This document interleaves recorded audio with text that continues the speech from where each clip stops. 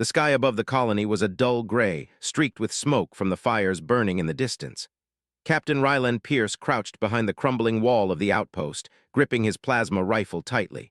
His lungs burned as he drew shallow breaths, but he could not stop watching the advancing Xylar forces.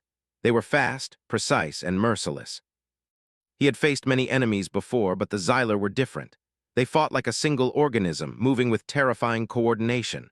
"Pierce, get down!" shouted Sergeant Laura, diving beside him as a volley of plasma bolts tore through the air where he had just stood.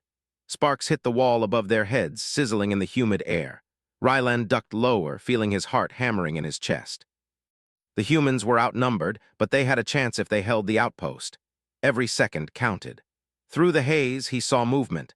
Not the typical lurching soldiers or insectoid warriors he had learned to expect from Xylar troops, but a lone figure. She moved with a grace that caught his eye immediately. Even from a distance, he could see the sharp angles of her armor glinting under the smoke-filled light. She was different. Ryland's instincts screamed that she was wounded.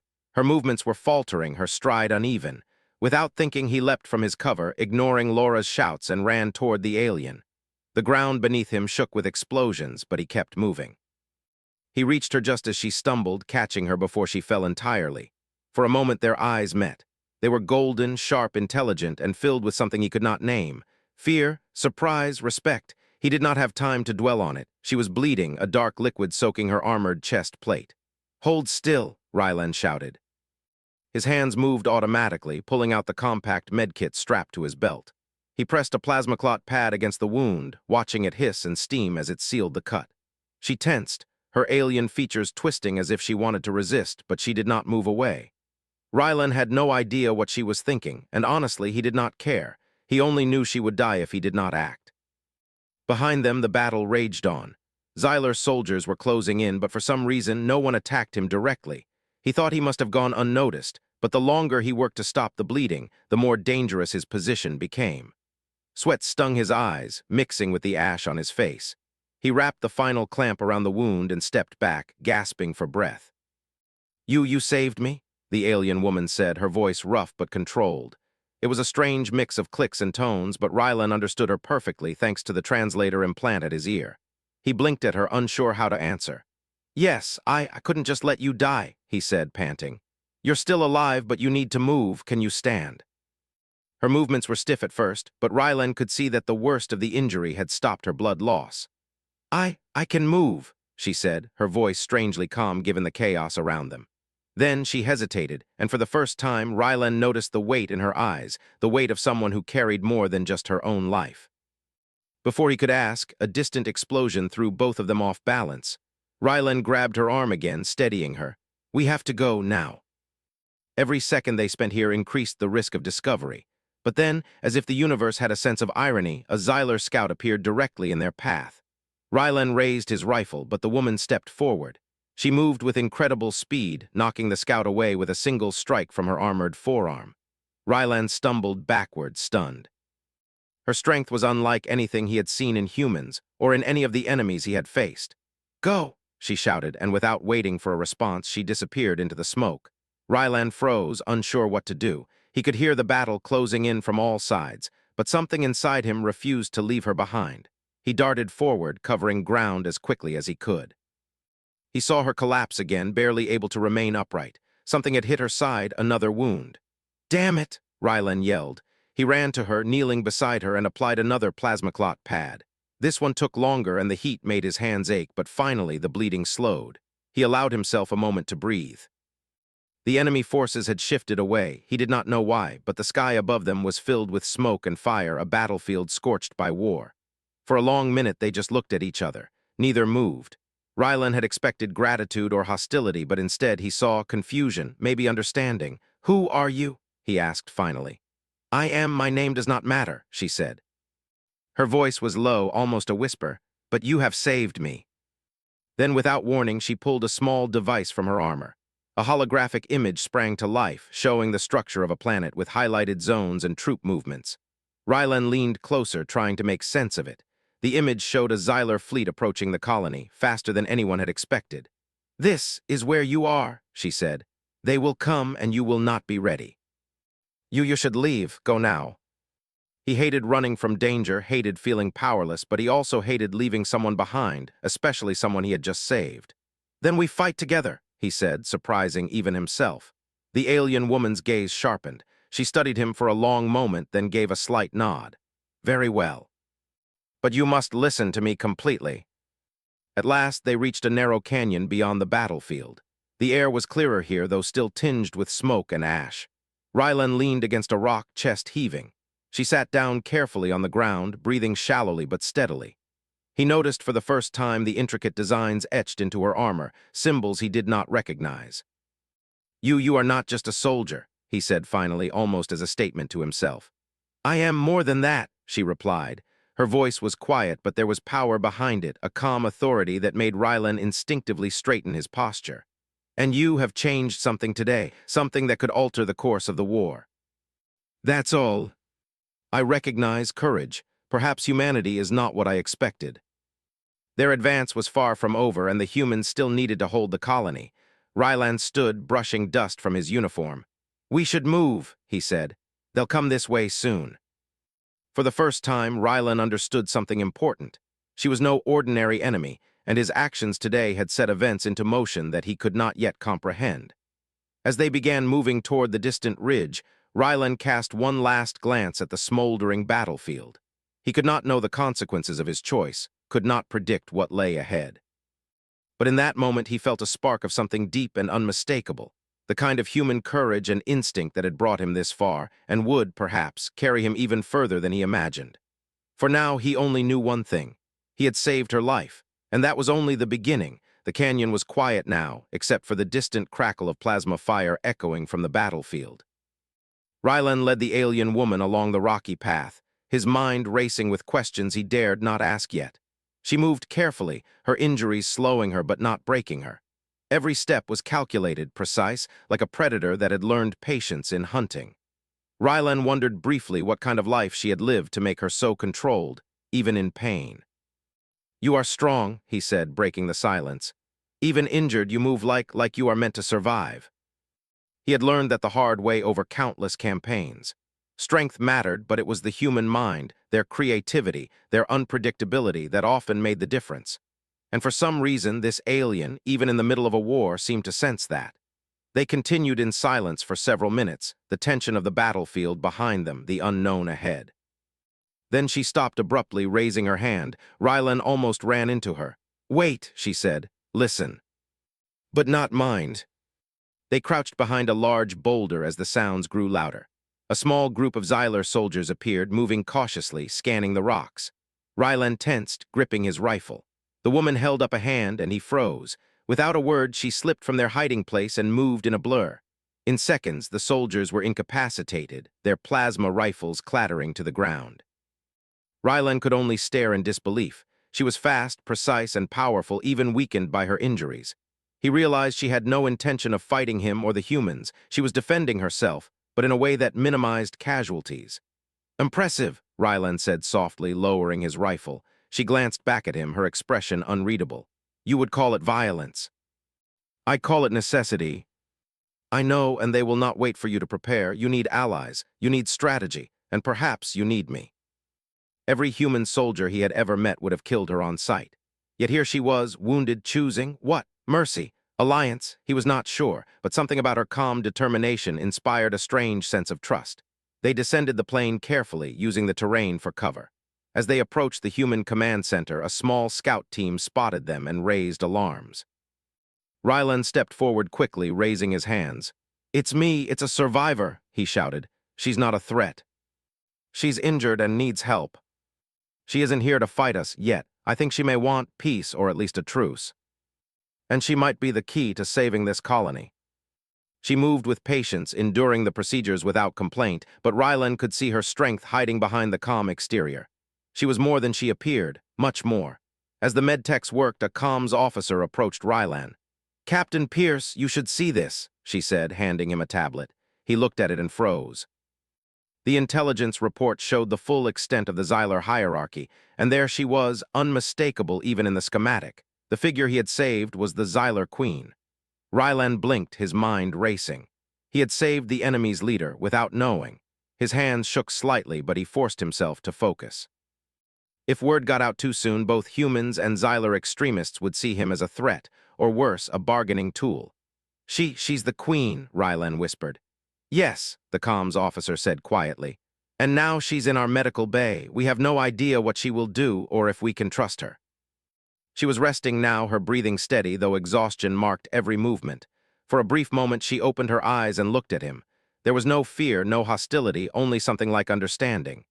You saved me, she said softly. Perhaps the future will remember this choice.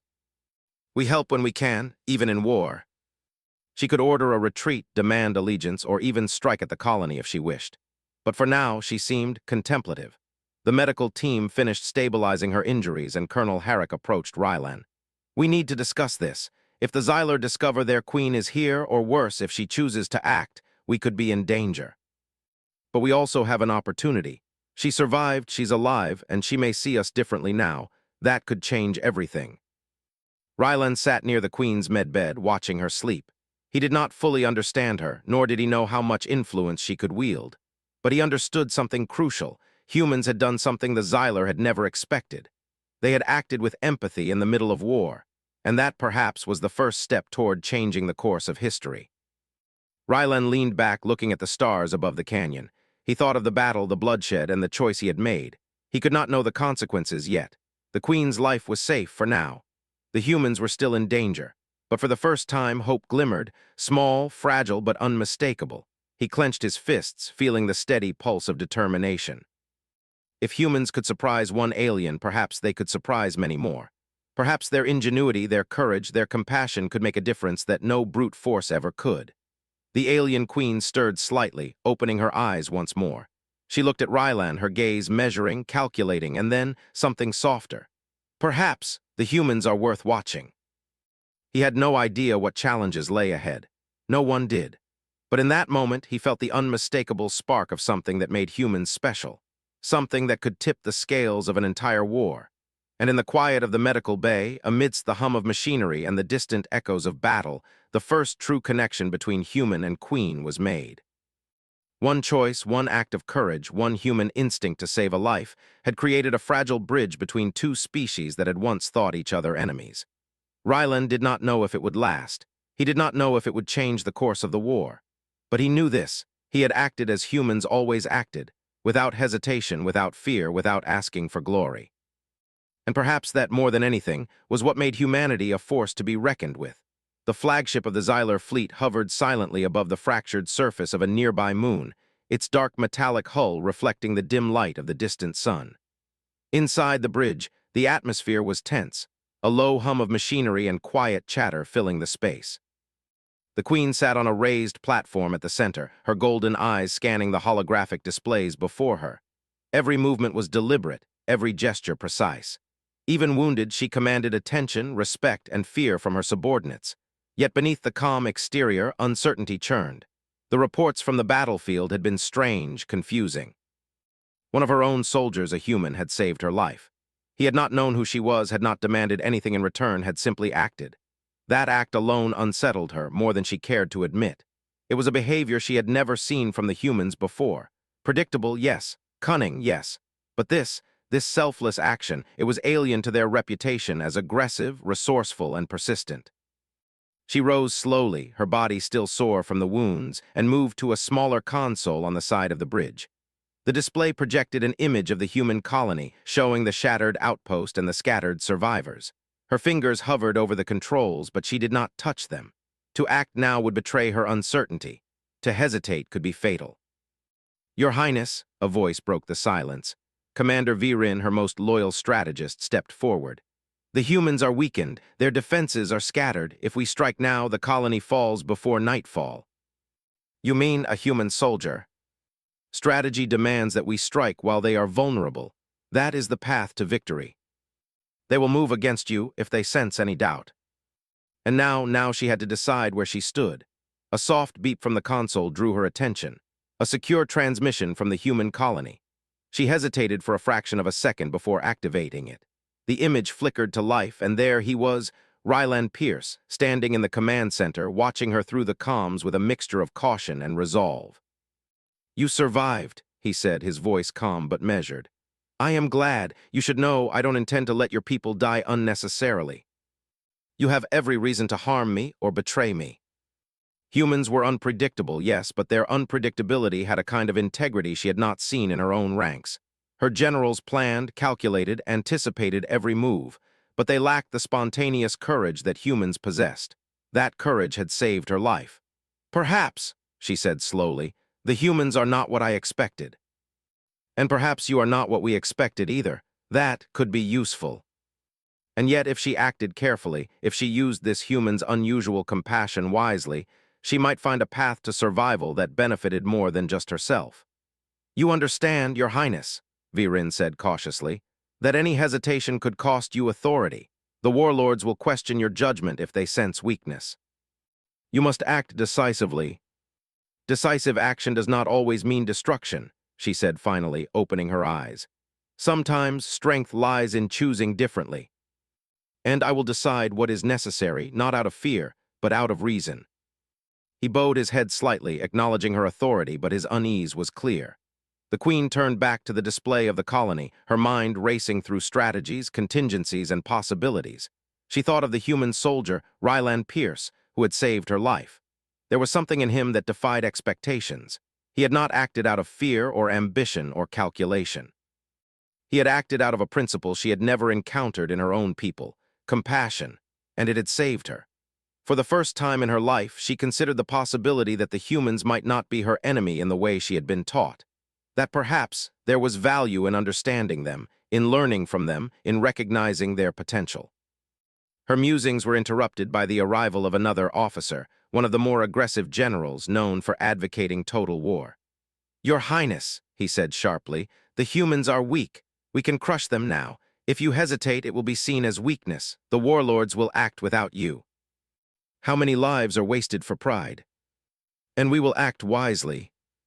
Everywhere there was chaos, fear, and anticipation of battle. And yet she felt a strange calm. Her mind returned to Ryland Pierce. That human had changed something. His courage, his compassion, his willingness to act without fear or calculation, those traits had saved her. They had also shown her a truth she could not ignore. Humans were unpredictable, yes, but they were also capable of brilliance, creativity, and empathy. If she could harness that, if she could understand them, perhaps she could prevent unnecessary bloodshed. Perhaps she could guide her people away from destruction. And perhaps, just perhaps, she could find a way to survive this war without losing her soul or the lives of those under her command. Her thoughts were interrupted by a secure communication from the human colony. Ryland's face appeared again, determined, calm, resolute.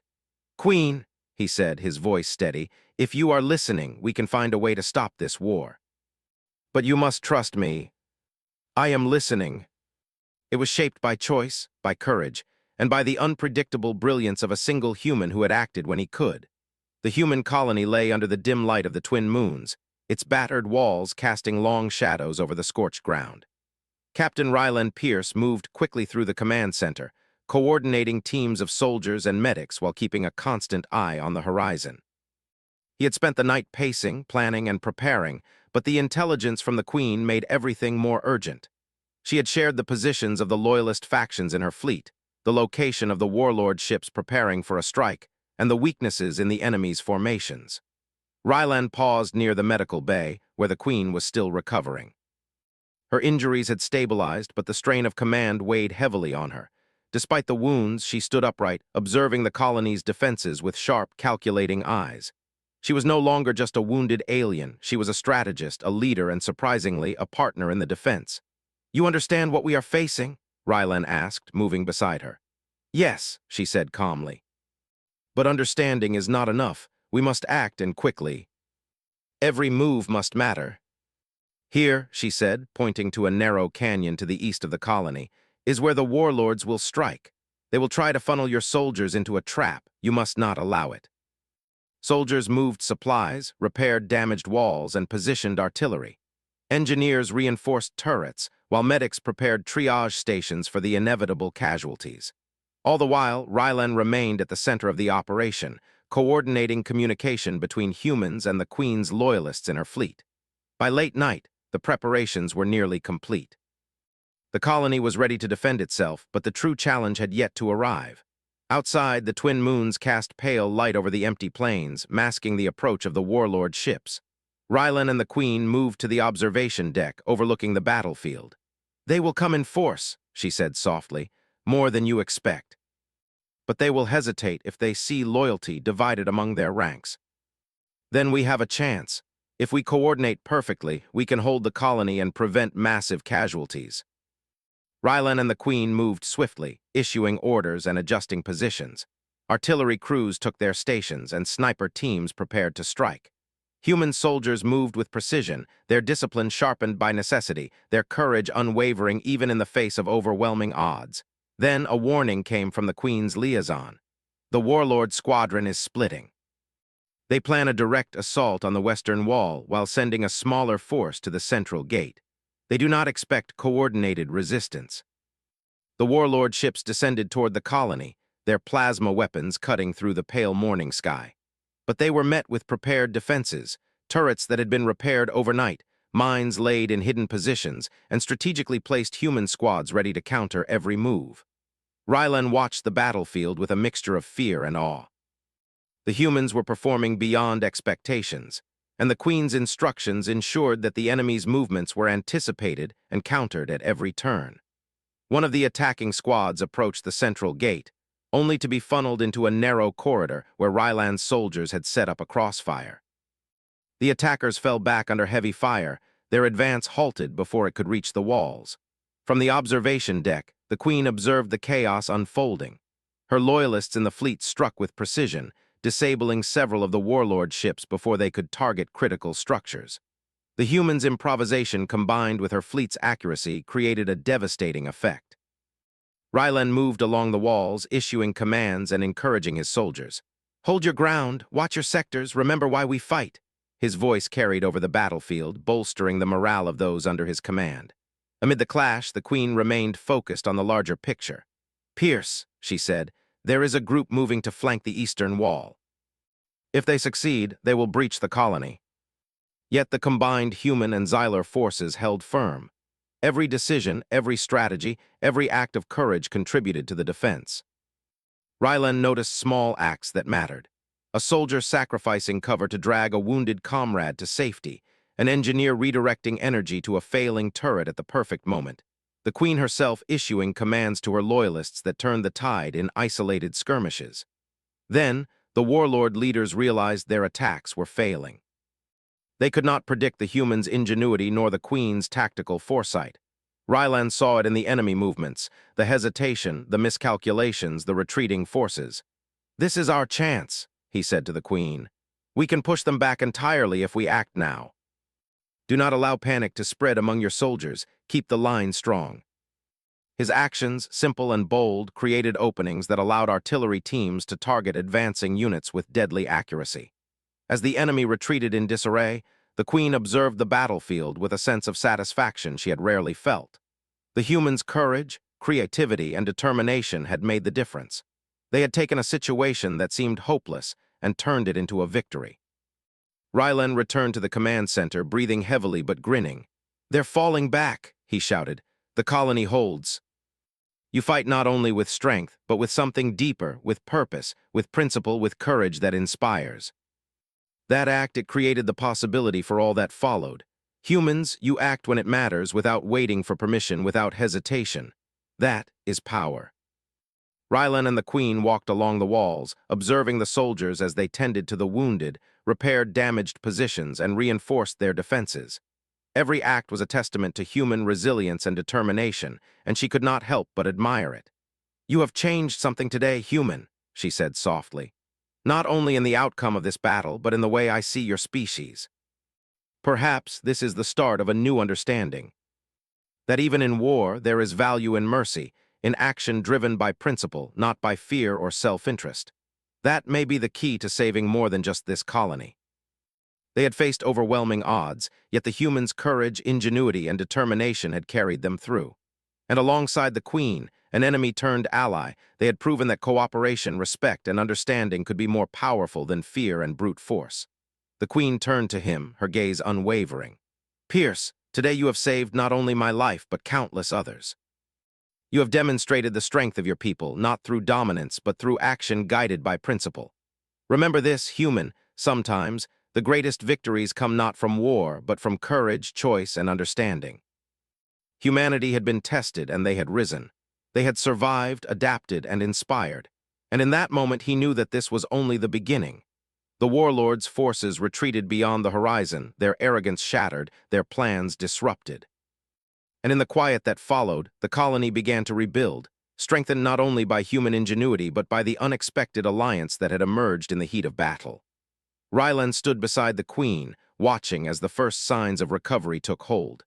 He realized that courage, compassion, and ingenuity, the very traits that defined humanity, had turned the tide. And that, he thought, was something no enemy could ever predict. The battlefield was quiet now. Smoke still rose from damaged structures, but the humans were alive, the colony intact, and the threat of the warlords had been pushed back beyond sight.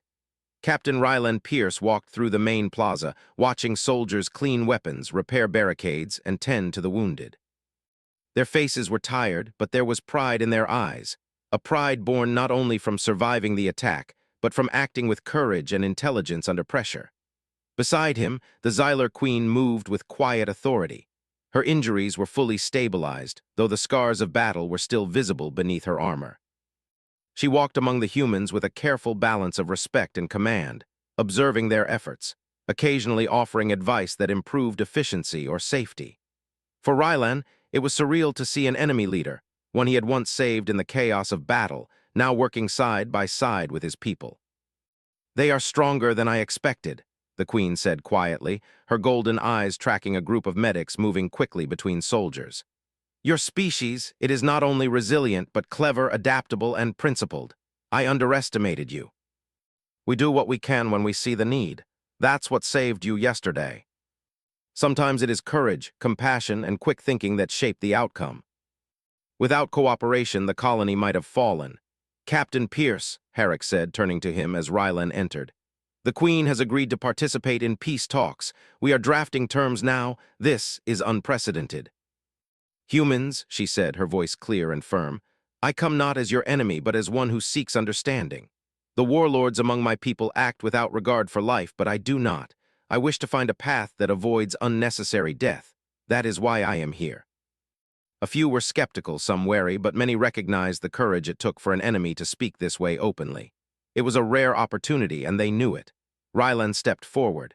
"Your people may not trust her yet, but I do. She helped stop the warlords' plans. She prevented countless deaths, and we have the chance to build on that. Pierce, you understand the weight of what has happened. Your actions created a bridge where none existed. Without you, the humans and my people would be locked in endless conflict. But I'm glad it mattered." They began by reviewing the state of the colony, the positions of the surviving Xylar forces, and the intelligence gathered about the warlords still plotting beyond the system. "The humans' defensive strategies," the Queen said thoughtfully, pointing to key points on the holographic map, "were surprisingly effective. You anticipated movement, adapted quickly, and even utilized terrain in ways my generals would not expect. This shows promise. They underestimated both humans and disciplined factions in your fleet. They set rules for joint operations, ensuring the safety of civilians, and devised contingencies to prevent warlord factions from exploiting weaknesses. Every decision was deliberate, every plan carefully considered. At one point, a junior officer questioned the practicality of coordinating with an alien species. "Sir," he said nervously, looking at Rylan, "how can we trust her people? How do we know they won't betray us? Your species has a remarkable ability to inspire loyalty through choice rather than fear. It is unusual, but effective." The humans had proven their courage, their ingenuity, and their willingness to act even when the outcome was unknown. And the Queen had recognized that those qualities were not weaknesses to be exploited, but strengths to be respected. Rylan stepped outside to observe the colony. Soldiers were repairing walls, rebuilding barricades, and clearing debris. Civilians worked alongside them, some curious, some cautious, but all eager to restore what had been threatened. Children peeked from behind safe corners, eyes wide at the unusual sight of a Xylar Queen walking among humans without fear. The Queen joined him on the steps of the command center.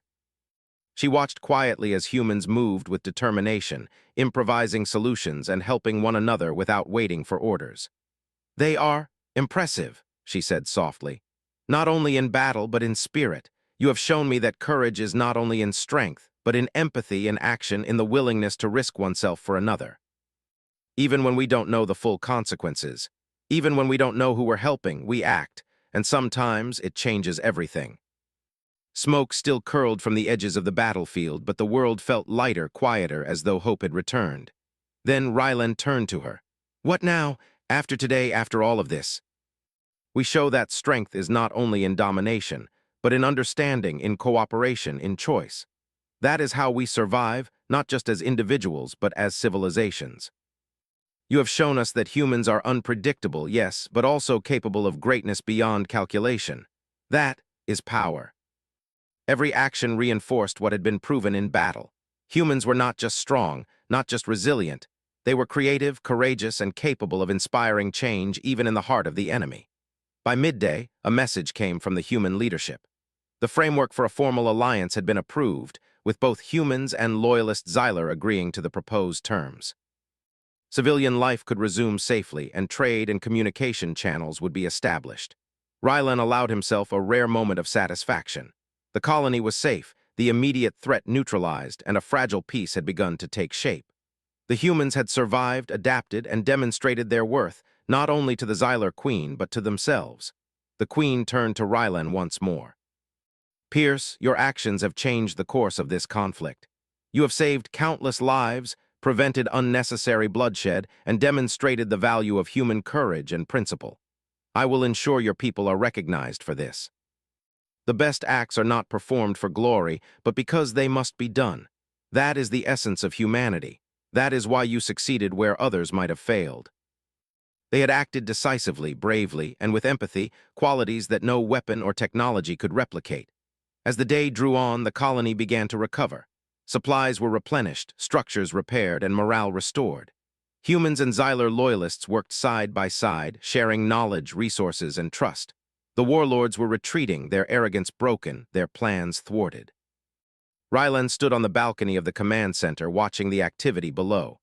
The Queen joined him, her golden eyes reflecting the sunlight. "Today," she said softly, "we have proven that courage, ingenuity, and empathy can overcome even the greatest odds. Remember this, human. The future will not be won by force alone, but by choice, by action, and by principle. Neither will my people. Humanity has a long way to go, but we can rise to the challenge. We always do." And in doing so, they had begun a new chapter, not only for themselves, but for the galaxy. The Queen turned to him one last time. "Pierce, the future will be shaped by actions such as yours. Remember that always. Courage, principle, and the willingness to act, these are the marks of your species. And perhaps the beginning of a lasting peace." But one thing was certain. Humanity had proven its worth. Their courage, ingenuity, and compassion had altered the course of history, and the galaxy would never underestimate them again.